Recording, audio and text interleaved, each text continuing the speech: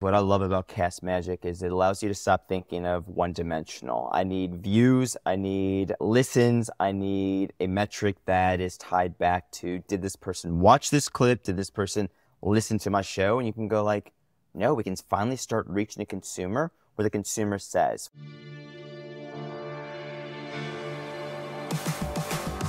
This is On Camera, On Brand, a show for professionals who want to look good on camera, but don't have the time or expertise to turn their office into a Hollywood studio.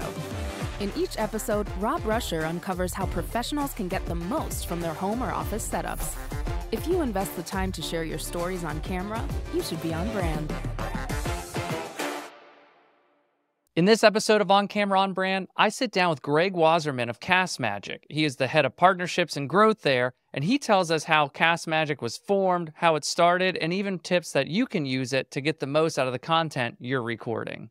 Greg, first of all, thanks again for taking the time to sit with me, chat about CastMagic. It's a new software I'm using a lot, so I just thought the people listening to this podcast might get something out of it as well. So I would say, if you want to just jump in, why don't you introduce yourself, your role at CastMagic, and how, started with CastMagic, the origin stories. So, origin story, we got to go back now. So I guess technical title is head of growth and partnerships, but I mean, I wear so many hats here, which kind of goes to how I got involved. So if we take the origin story of CastMagic, Blaine's the founder and is a engineer and running a company. He also was running a podcast.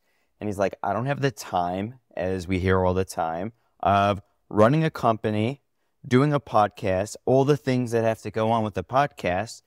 And so we built CastMagic. He's like, I need something that's going to be able to do the show notes, to pull all the things that CastMagic does, the quotes, the show notes, the timestamps. So he literally built this, and that became the new business. And so sunsetted the old business and became this. My background is I used to run 3 podcast listening platforms. So for me, while I've never been a creator, I deal with creators and podcasters all the time. I deal with the hosting companies, the networks, the individuals.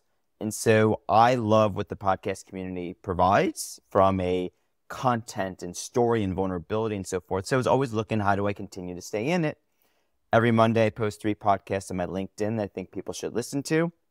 Happen to have done Blaine's. Blaine hits me up. He's like, you seem to know a lot about podcasting. I built this tool, showed me this tool. I'm like, wow, like everyone else, mouth drops. I'm like, this is amazing. Like, this literally gets a podcaster to think beyond just downloads, and gets them to think of themselves as a brand. And how do I now do more with the content that is recorded, that I'm not doing anything with because I don't have the time. And so that's kind of where we're able to go. What CastMagic's now become is an evolution, is podcasters aren't just podcasters.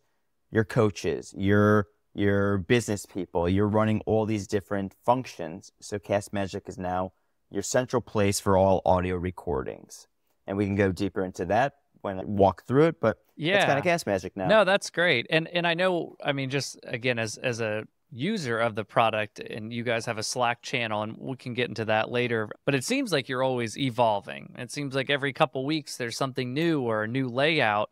What was, when you first started working there, what was CastMagic? Like, what were kind of the capabilities, and you could even speak on the limitations. I'm sure, like a lot of people, and especially those SaaS founders, engineers, you're always thinking of what it could be, but what was that first viable product look like? Like, what was that handling at first? I mean, from when I joined, the first viable product was a podcast preset. There was no other kind of set outputs, and the input upload was just an upload file. And so when we go into, I can show you screenshots if we go do that, but like, it was literally just drag and upload a file. And then we started seeing so many people were uploading YouTube files. And it's like, oh. So then it became, let's add the functionality so that you can take your YouTube file and add that. And then we realized, well, podcast language is different than YouTube language. So then we have to start changing the outputs in terms of on this episode of your podcast versus on this recording of your YouTube. And so the evolution just kind of expanded from there of how different people were putting recordings in there and what they wanted to extract from it. And what CastMagic provided was, your show notes, your descriptions, your clips, your quotes, your timestamps, and and all the social components, but like you're doing that with more than just podcasting. So the evolution became, we're just not a podcast platform, we're your audio repurposing platform. Yeah, and I love how it has such a text, I don't know, copywritten heavy platform. You know, for me, my weakness is copywriting. I'm just not the best writer. I'm great setting up cameras and lights, but to write out a script, that's just not my specialty. So what I found is CastMagic almost became my assistant editor. So it's like, hey, here's what I recorded. I know there's some good stuff in there. Then you do the magic and tell me where the titles are and where the best quotes. And I love that with how ChatGPT and all the APIs is you can actually go in there and make your own prompts. So if you're a podcast host, or like you said earlier, you're a coach and you do similar lessons or workshops, you can build in these prompts. And I know for me, each time I record and use it, I just keep making them better and better. Was that something in the initial design as well, like this customization of it? Or did that kind of come as you guys were building and evolving? No, I mean, the product, from what I remember seeing back in February, I think, when Blaine originally showed it to me, or maybe it was January, it was always the three screens, like your transcription, your AI content, which is our preloaded output of what your recording is, and then Magic Chat, like our ChatGPT, ask it whatever you want. And that kind of was all the differentiating thing. It's like, we give you more than you probably want, and then we give you customization to get whatever else you want, as opposed to, you know, we're going to give you the bare bones and that's it. It's like, no, I'd rather give you more, which always becomes the conversation I have with people. They're like, this is a little overwhelming because it's doing so much. But like, once you realize, oh, I would have loved to have done these things, but I've never thought about them before. So it's overwhelming because you're like, I didn't know I needed this until you showed me. And you're like, oh, wow, I could do all these things. So it becomes that exciting where give you the user the control to take as much information as you want out of your recording. And that's the power of it. Yeah, and it gives you such a good starting point to make. I think now you see and you hear about this on LinkedIn, people talking where just throwing the podcast out there, your webinar, posting it once, posting the full 30, 45-minute version, likely not a lot of people are going to see it or want to say, I don't know what this is, and I don't have 45 minutes. But I found with my podcast, when I put a little more effort into the shorts and putting those out, and even with myself, it's like, oh, I'll watch this demo for a minute. I got 30 seconds to watch. And then you see that's, oh, I see Greg, okay, what is this? Now I'll watch the longer version. So I love there's like, it gives you this whole, like, you know, think of TV shows and movies, even if the movies are amazing, think of how much time and money they're putting into advertising and billboards and trailers and putting it in your face. I think that's like, you kind of need that if you want your podcast to be successful or you want people to see your webinars. I mean, my soapbox is what I love about CastMagic is it allows you to stop thinking of one-dimensional. I need views, I need listens, I need a metric that is tied back to, did this person watch this clip? Did this person listen to my show? And you can go like, no, we can finally start reaching a consumer where the consumer says. For me personally, I would love to sit on a podcast and the person goes, hey, sit back, relax. If you miss anything, go to my website. I got the quotes, I got the hooks, I got whatever you need. And then I get to decide, oh, great. Like, I don't have to sit here and take notes while I'm listening to the show. I know they've already done that work for me because a tool like CastMagic does it. But also then a blog and a newsletter. Maybe I don't have the time to listen, but I still want to listen to or engage with your content or your community. So I can go ahead and do that. And that's kind of the fun part of it is you start thinking multidimensional as opposed to I'm a creator with one tool in mind, a view or a listen. Well, and even to take that almost a sidestep, but a little further, we had a talk where when I was telling you how I was using CastMagic, which we'll jump into, you said immediately, it's like, you're killing me. You're not doing more text post stuff because you learn better with that. You retain the knowledge. And for me, I think a lot of us solopreneurs, or if you're, a small company, you're putting out the way that you consume content, which is not a bad thing. But I think at some point, if you're really trying to reach more people and broaden, your reach, you got to do it in different ways. And I loved how CastMagic did that for me. And I know, when we did talk, you were like, oh, wow, you use it for like video editing. So and maybe we should even just do a quick run through. CastMagic is so easy, so I kind of just skipped over that. But you take an audio file, you upload it in, your web browser on the website, and then boom, all this stuff happens. There's pre-made prompts that are great. Everything from titles to LinkedIn posts to threads to all the main social media channels that you would need to build something, newsletter, headers. And then on top of that, you can go in and build and save your own ChatGPT prompt. So let me know if I missed anything on that run through, but I forgive that. Sorry we took this long to say what CastMagic actually is, but it's such a simple thing. I kind of forgot about that. No. I mean, that's it. You, what is it? I was just working on a event preset. So, went to Podcast Movement. There's about 500 hours of content there, 10 different panels every half hour. I don't have time to watch all that. Or like you were saying, like someone's got a webinar that they do a live Zoom on or a live LinkedIn Live, right? Like I missed it. Now you expect me to go watch it? No, you run it through CastMagic and it's give you here are the top 7 things you missed. Here are the quotes. I'm like, oh, great. Throw that in a newsletter, throw that on a website, or just go, here's a tweet thread. Like there's so many different ways you can repurpose that content. And that's ultimately what CastMagic's trying to do. Yeah. Is there, with where it's at now, are there, and if you can't speak on it, that's fine too, but are there new implementation? Oh gosh, I can't say that word. New implications?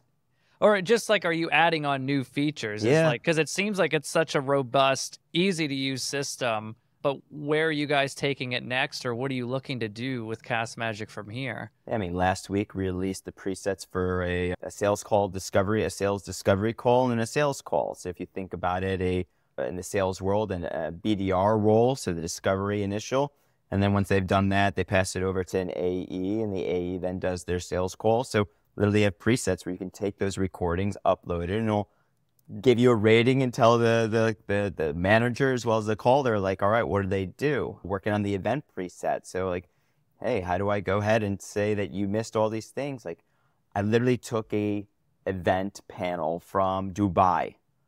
I'm never going to Dubai for a conference right now. And it was on marketing, which, I mean, it's all relevant, but I can't attend it. So now I have the ability to put it in here and I get all the content out of it. Like, this is amazing. So now you think about, you're truly going cross borders. And that's what's cool about podcasting content is what's relevant between 2 English speakers right now in the US on different coasts could also be relevant to anyone around the world who's able to speak English or wants to translate it into another language because our content's relevant to them. And now you've got a tool that does that.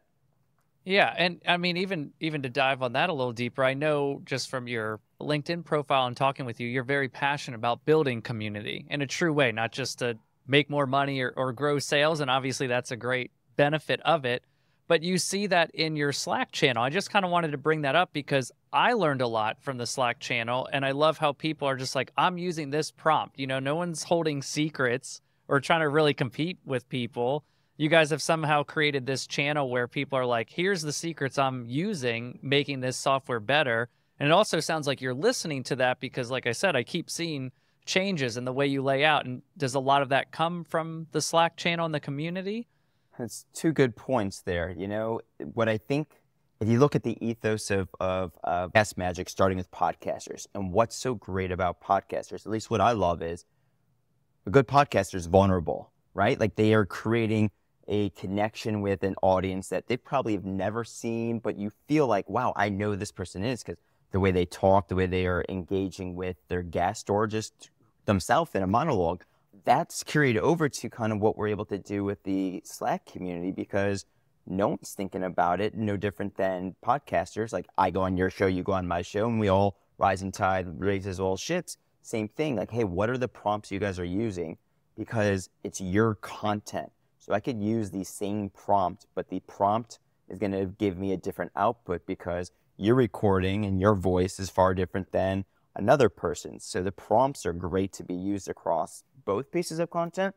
But yeah, and then to the other side, like we're building it with all of you guys in mind. Like the product feedback channel within Slack is literally, hey, I would love to see this. I would love to do this. Like we saw enough people mentioning that they're using Descript. So that's why we put in the Descript ability to do that.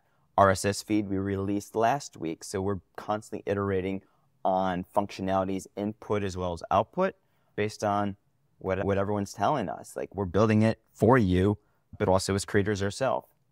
Yeah, the script thing is great. You also, and I don't know if that's only a special time deal, but currently it's if you upload to the script and then I use the link on CastMagic, it uses 50% of the minutes, which is Correct. awesome because you save. I like saving my minutes on these apps, so I was all about that. I thought that was great, and for me, I love because it's so seamless in a way.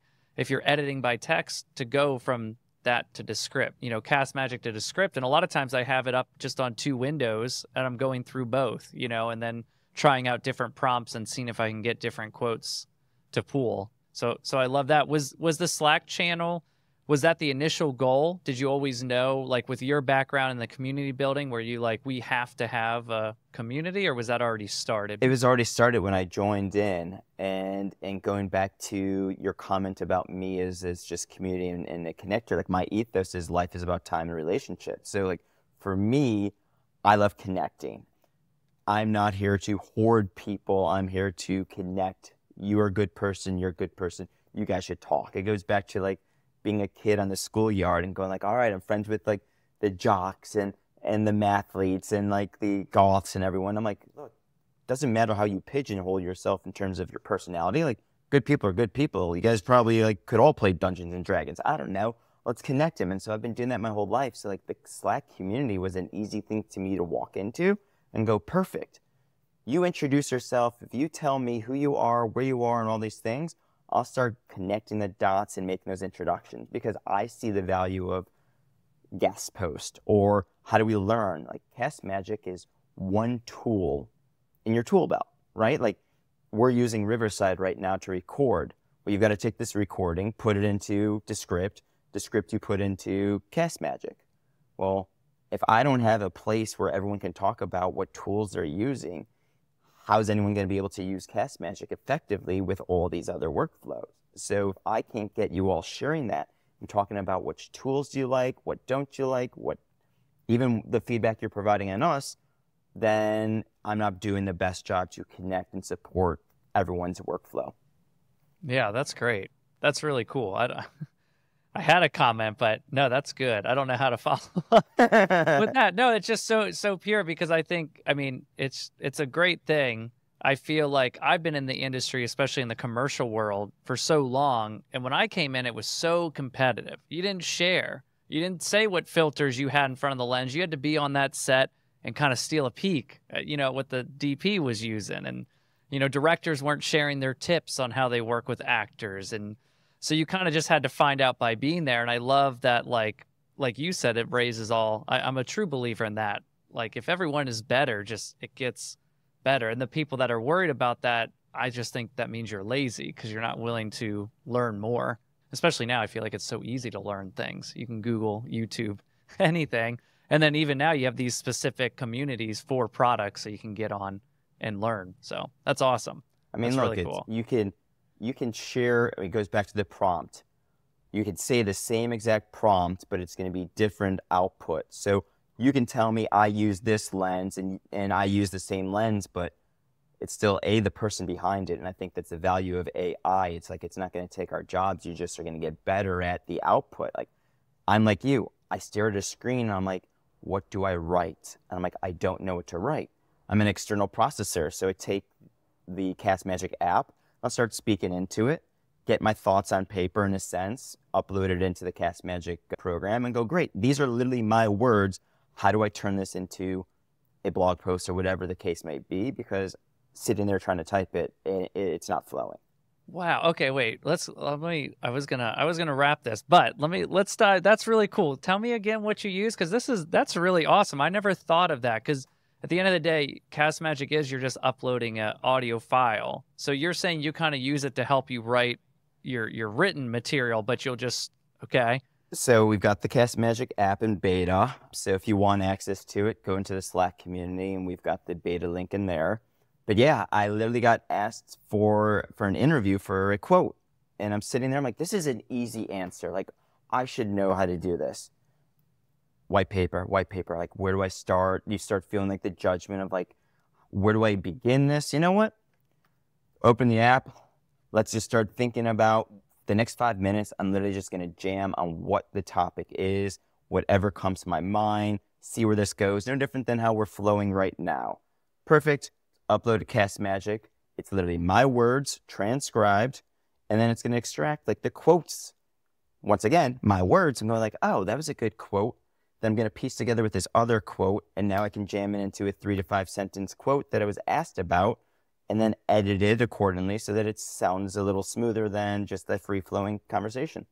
I love that. I feel like that could be used for resumes, cover letters. Like I'm the worst at writing bios, you know, so maybe if I'll test that and I'll get back to you and see how that works. But just almost like if someone said, tell me what you do, you know, almost in a way to help. Oh, that's cool. So if you go back to your earlier question of like, how do I use CastMagic, right? Like, I'm not a creator like yourself. So if we take the approach of I've been a revenue generator my whole career, and my last role of running 3 podcast platforms, one thing I noticed that really frustrated me was you have B2B podcast companies, B2B companies who are running a podcast.